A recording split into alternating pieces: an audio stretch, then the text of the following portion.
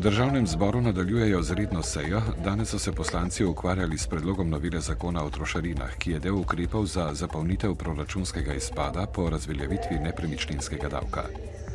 S 1. majem naj bi zvišali trošarine za tobak in tobačne izdelke. S tem zvišanjem vlada načrtuje dodatnih 14 milijonov evrov v proračunu, sicer pa letno 25,1 milijona evrov. Predlagana je tudi ukinitev vračila trošarine za energente, katerim je dodano biogorivo. Poslanci sprejemajo tudi prenovljen zakon o preprečevanju dela in zaposlovanja na črno. Zakon med drugim preureja osebno dopolnilno delo, pri katerem bi se socialni prispevki plačevali po sistemu vrednotnice. Odbor za kulturo je zjutraj začel obravnavati odlok o razpisu referenduma o arhivski noveli, vendar je sejo po 1 uri zaradi seje državnega zbora prekinil.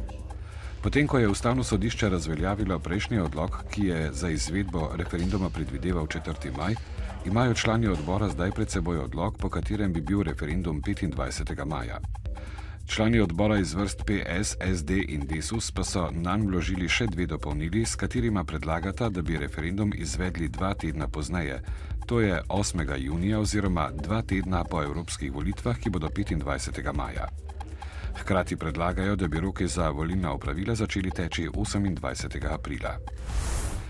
Danes se izteče rok za oddajo izjav o interesu za morebitni nakup skoraj 3/4 deleža v Telekomu Slovenije. Gre za prvo fazo prodaje največjega slovenskega telekomunikacijskega operaterja. Namen izjave pa je omogočiti vrednotenje zainteresiranih strank. Rok za oddajo se izteče ob 19. Zanimanje za nakup največjega slovenskega telekomunikacijskega operaterja je veliko. V medijih se med najverjetnejšimi možnimi interesenti omenja tudi nemški Deutsche Telekom.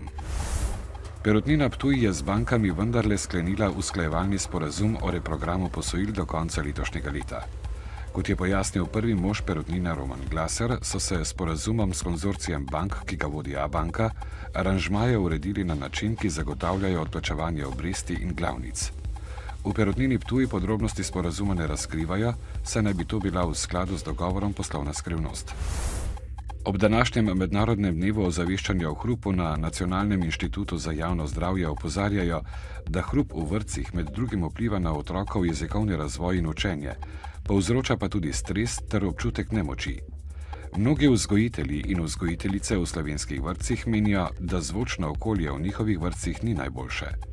Namen letošnje akcije z geslom Zvočno okolje v vrtcih in šolah je namreč ozaveščanje o pomenu dobrega učnega okolja v vrtcih in šolah za zdrav razvoj otroka.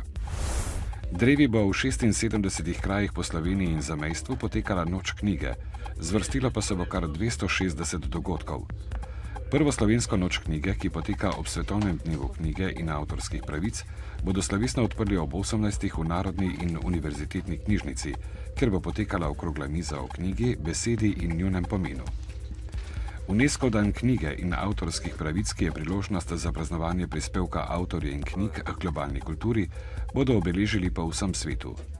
Dan pa je tudi priložnost za predajo UNESCO-vega naziva Svetovne prestolnice knjige. Lani ga je nosil Bangkok, letos pa častni naziv prejema nigerijsko mesto Port Harcourt. Jutri bo pretežno oblačno, ponekod v vzhodni in osrednji Sloveniji bo občasno rahlo deževalo. Pihal bo severovzhodni veter, na Primorskem šibka do zmerna burja. V petek in soboto se bo nadaljevalo spremenljivo oblačno vreme z občasnimi padavinami. Danes v dnevniku televizije Maribor. Na dražbi so danes že drugič neuspešno skušali prodati samostan Studenice. Mariborski mestni svetniki so se izognili razpravi o sredstvih za festival Lent. Pomeni to krčenje festivala? Ulice in trge Ptuja so danes napolnili prodajalci, proizvajalci in kupci domače obrti in izdelkov.